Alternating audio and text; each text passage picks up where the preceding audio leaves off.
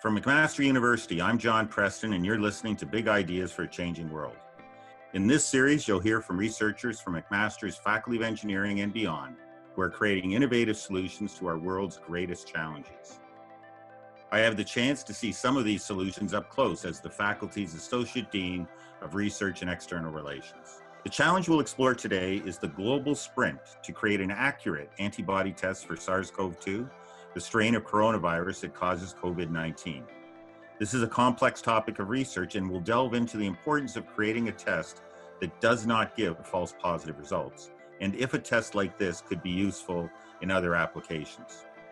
Ishwar Puri, Dean of Engineering, and Research Associate Rakesh Sahu will give us a glimpse into the road to creating their very own rapid detection kit for SARS-CoV-2 antibodies. As you'll hear, they're launching a startup company to bring this innovation and others to market, including a 3D cell and tissue printing technology developed right here at McMaster. With that, a warm welcome to Ishwar and Rakesh on Big Ideas for a Changing World. Thank you for having us, John. I'm Ishwar Puri. I'm a professor in the Faculty of Engineering, and thanks to the generosity of federal and provincial funding agencies and several industrial sponsors, I'm also privileged to lead a robust research group. Thank you for having us here, and hello everyone. I'm Rakesh Sahu. I'm a research associate in the Department of Mechanical Engineering and have an adjunct appointment at the Material Science Department in McMaster University. So I'm aware that since March, both of you have been working literally around the clock on actually a broad number of research projects related to COVID-19. Can you tell me the connection? Are these a straightforward continuation of the type of research you were doing before the pandemic? There was a very rapid pivot towards COVID-19. These were certainly not our core competencies before the pandemic hit. However, we were able to leverage what we were doing before. We were working with human cells, we were working with bacteria, and we were working on sensors that work on something called antigen-antibody binding.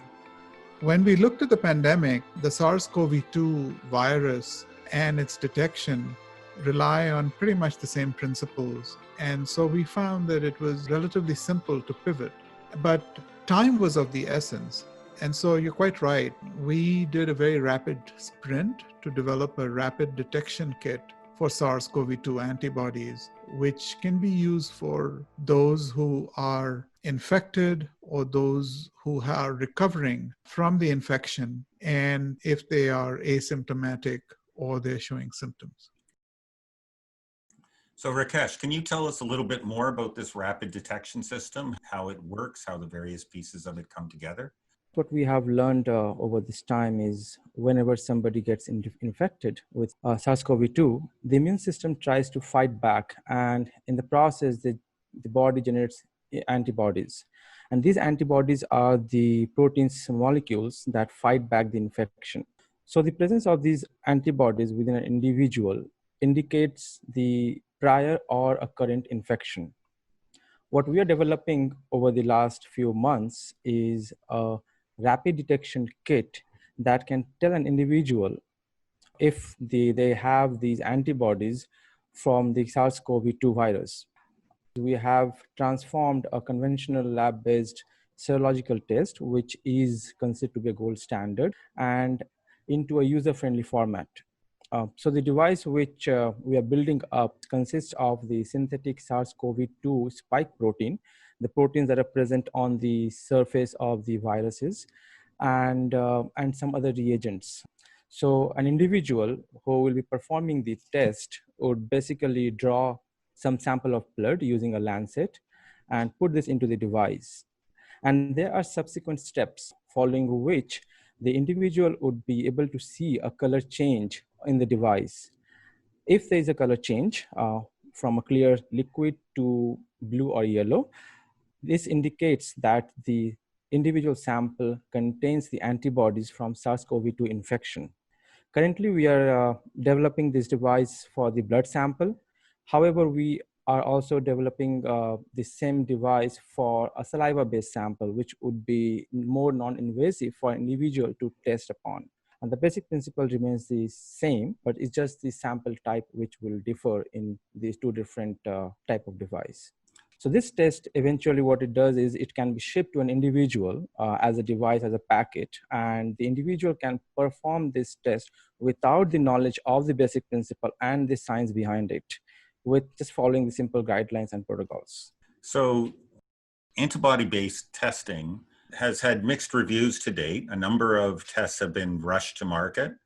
My understanding is that probably the biggest challenge with them is either a lack of sensitivity or in particular that leading to the challenge with false positives. Is there a strategy built into your approach to address those weaknesses? Thank you for identifying the challenges, John. You're bang on target. There was a study done, I think about a month ago, about 14 tests in the United States where they found that 13 were inaccurate. The 14th one was not 100% accurate, but it was accurate. So we immediately seized upon this as a challenge. Our test does not give false positives, and we've paid special attention to sensitivity. The antibodies that an infected person may have may vary from person to person, and they also vary with time. They build up initially as the infection is ongoing, and then after a while, the antibody count starts to fall. So the sensitivity of the test is very important. And you're quite right about specificity. So we've run several different experiments to make sure that our test is quite specific. So what we feel right now is that we have a product that is more sensitive and more specific than other products on the market. And it also is a product that doesn't give false positives, because you wouldn't want to give somebody confidence that falsely that they might have antibodies, and they might then think that they might be immune to SARS-CoV-2 infection, and that they might be able to indulge in certain behaviors which are undesirable. I must hasten here to add that there is no evidence right now that once infected, a person is going to have immunity for long durations or any immunity at all to the SARS-CoV-2 virus. The inference, of course, is that for most viral diseases, people develop an immunity. And so that's the inference that many people are going on, but there is no scientific evidence as yet. You've said that this test will not have the false positives that have plagued some of the earlier tests. Can you maybe tell us a little bit about the mechanism of how your test has been able to achieve that? When we developed the tests, we used donor blood and we spiked it with SARS-CoV-2 antibodies.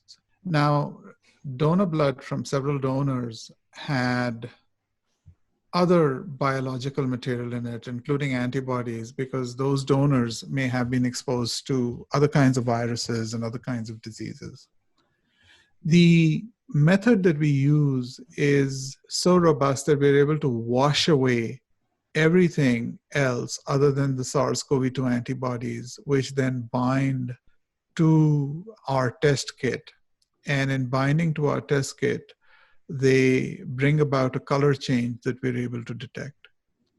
The innovation here is the method of binding and the method of washing, which hasn't been the norm in competitive tests that are already on the market. So Ishwar, it's been just a few months from conception to where you are now, and you posed an initial challenge to try to get this to market in time to have an impact. Can you maybe comment on how you try to accelerate the rate at which innovation can take place? So this was a sprint, and the sprint involved a pivot. We used our background in biosensing to come up with a detection kit, which is essentially a sensor. The challenge here was that with biosensing, you can be very fancy with environmental sensors. You can have all kinds of gizmos and power supplies, and you could slap on software, measure currents.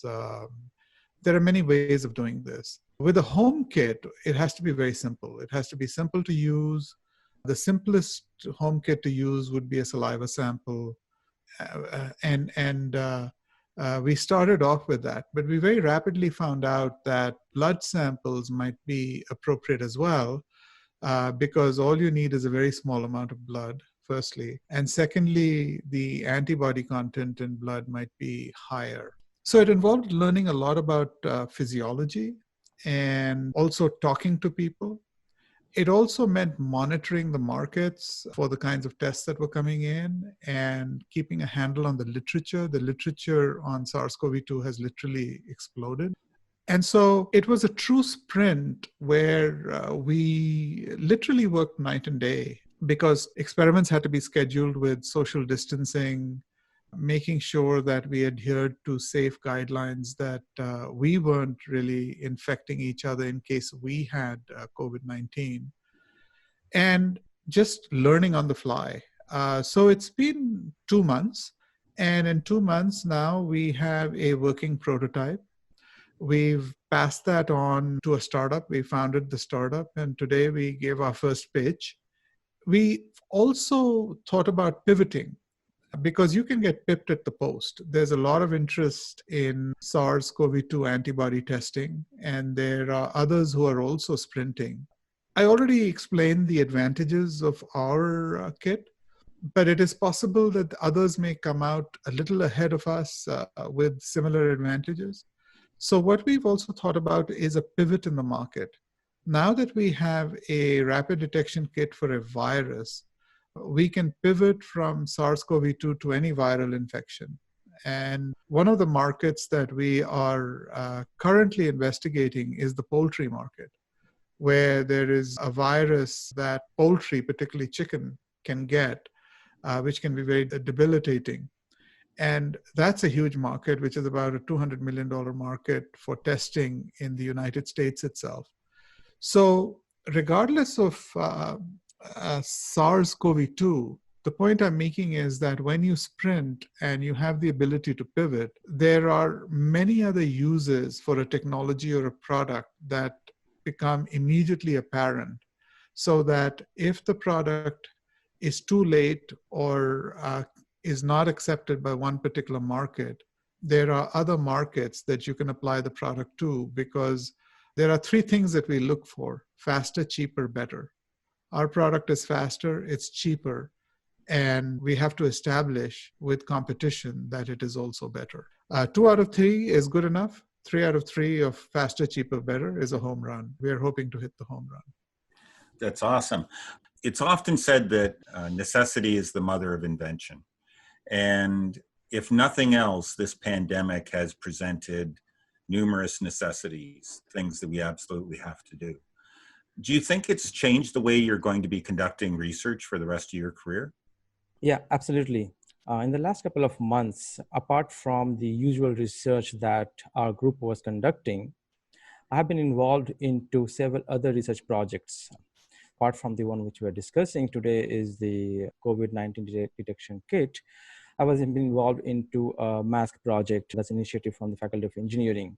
I was involved into a research project that was making an advanced nanoparticles that can actually detect the SARS-CoV-2 virus in hospitals for high throughput screening.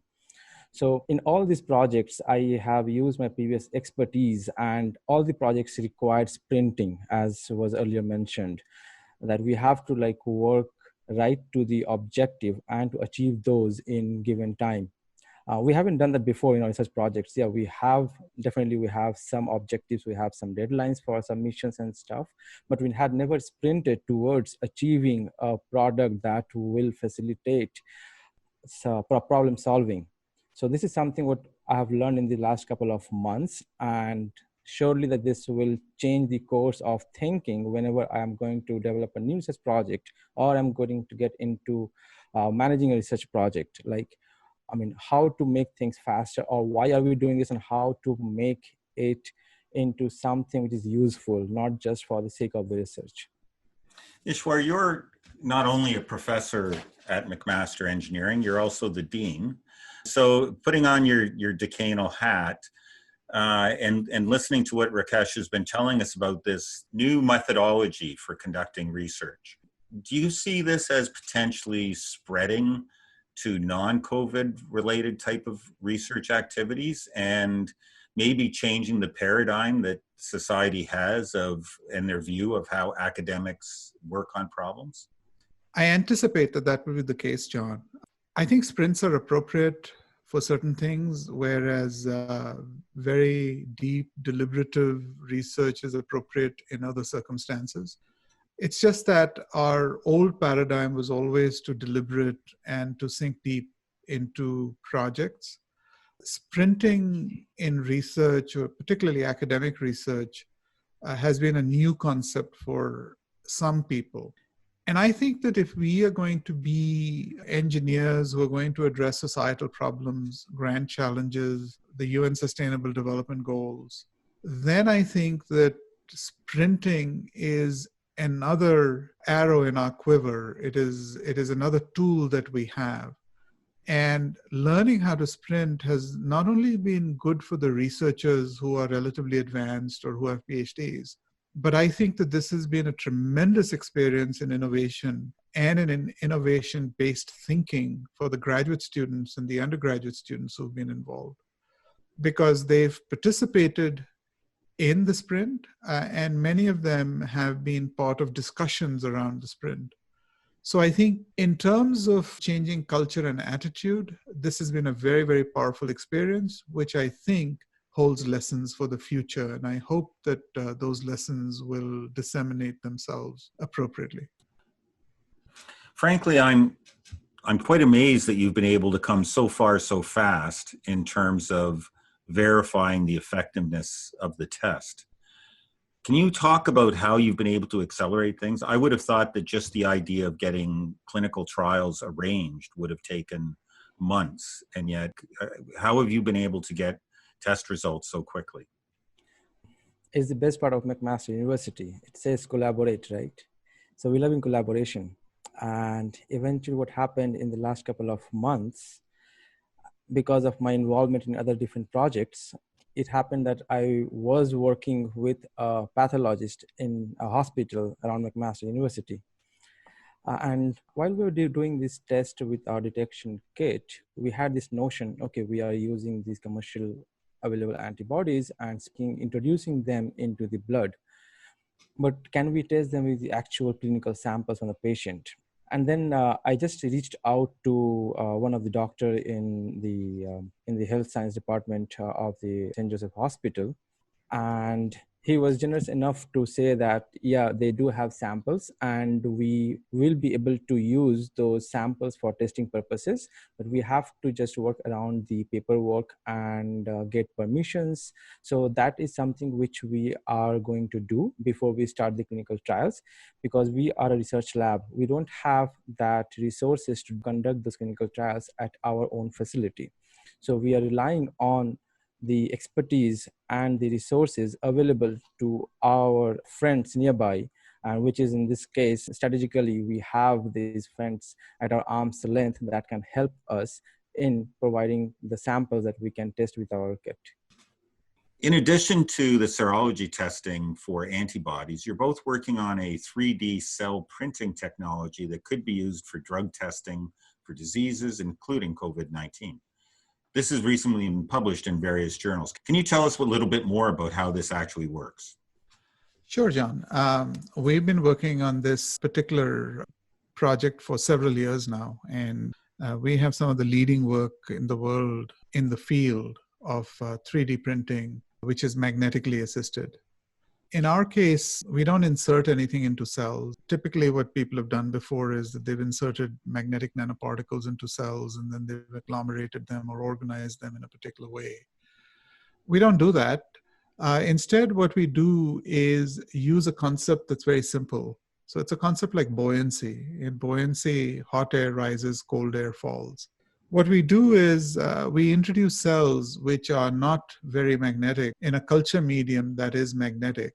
And once the cells grow in that medium, what we do is using magnetic arrangements, we're able to move the magnetic medium into a particular place so that the cells actually agglomerate, self-assemble in areas where the magnetic field is not as strong. And by separating the culture media from the cells in such a way we're able to isolate cells into certain regions, print layers of cells, different cells on top of each other, and also print surrogates for wounds where you could use drugs, for instance, to see how those wounds might heal. And so the advantage of this method is that typically the fastest methods today, which can do 3D printing of cells and tissues, these methods take anywhere from 3 days to a few weeks in order to print the cells.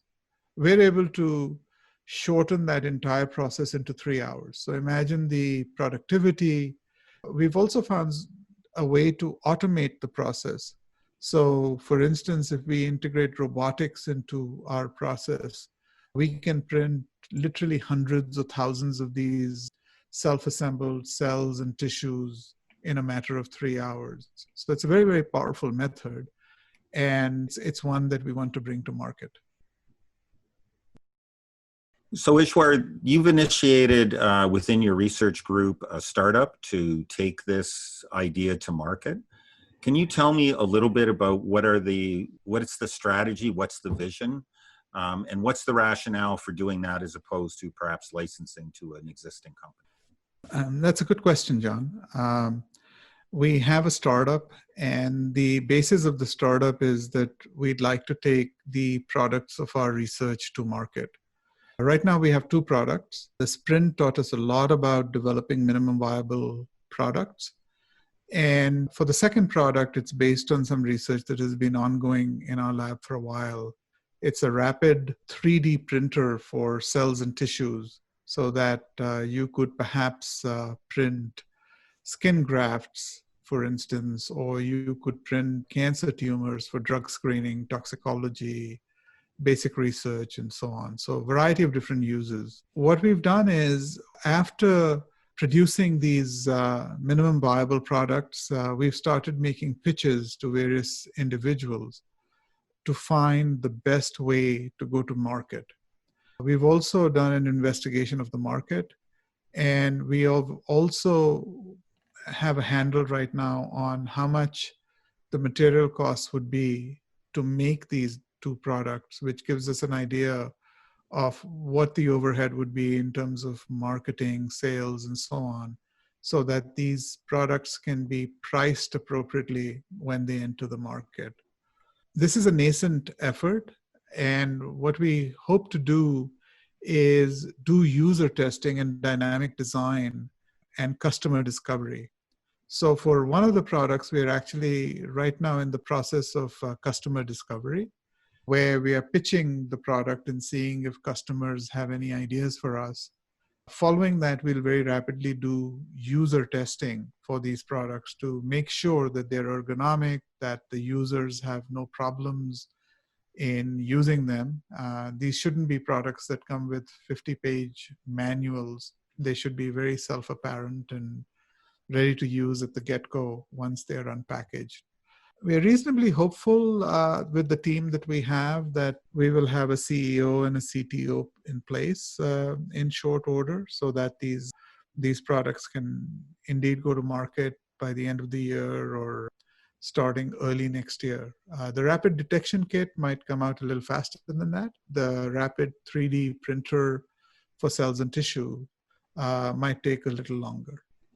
One of the big challenges, Rakesh, is going to be predicting and measuring a second wave if we experience that in Ontario and Canada. Can your test kit have a role in that?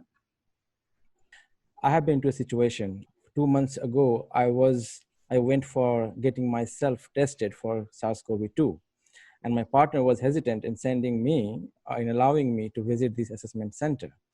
So given a second wave may come, people would prefer to get themselves tested for the infection at their house without leaving and going to the assessment center. So yes, if the second wave happens, our kit would play a big role in that, if we can basically deliver them or ship it out to the people who wants to get themselves tested at their own house. So thank you so much for sharing your journey on this podcast. Any final thoughts of where this is likely to end and take you? I would like to emphasize that these are not just a product, these are platforms which could be translated into addressing different solutions based on the need. So we are addressing the need right now. And as the situation demands, we can use the same platform to address the other needs. So it's just a beginning. And finally, I would like to thank our diverse and exciting team members who have played a significant role in the last couple of months and throughout a couple of years on developing both the products as well. What I would say is that it's really exciting working at a world-class university which has such a collegial and collaborative view of research. Our research has been enriched tremendously. While Rakesh and I are here today, there's a very deep bench behind us of people who've enriched our thinking.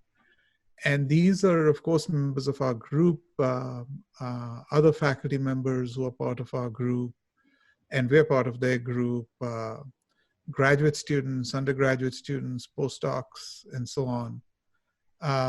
But we've also been enriched by the very easy discourse that takes place on this campus in discussions, not only with colleagues within the Faculty of Engineering, but colleagues across the university. I think that this is a very special characteristic of McMaster, and it's also a very special characteristic of Canada, where one is able to reach out to individuals at other institutions in private companies and have conversations, forge relationships that can then lead to exciting projects, other forms of funding, startup ideas. We hope we'll be successful. The point I'm saying is that the journey has been very enriching. And if the journey is any indication of future success, I think the future is very bright. Thanks for listening to this episode of Big Ideas for a Changing World. This show was produced by Jesse Park and edited by Dan Kim. If you enjoyed the show, be sure to leave a review on Apple Podcasts or let us know your thoughts on social media. We're at McMaster Engineering on Twitter, Instagram, and Facebook. See you next time.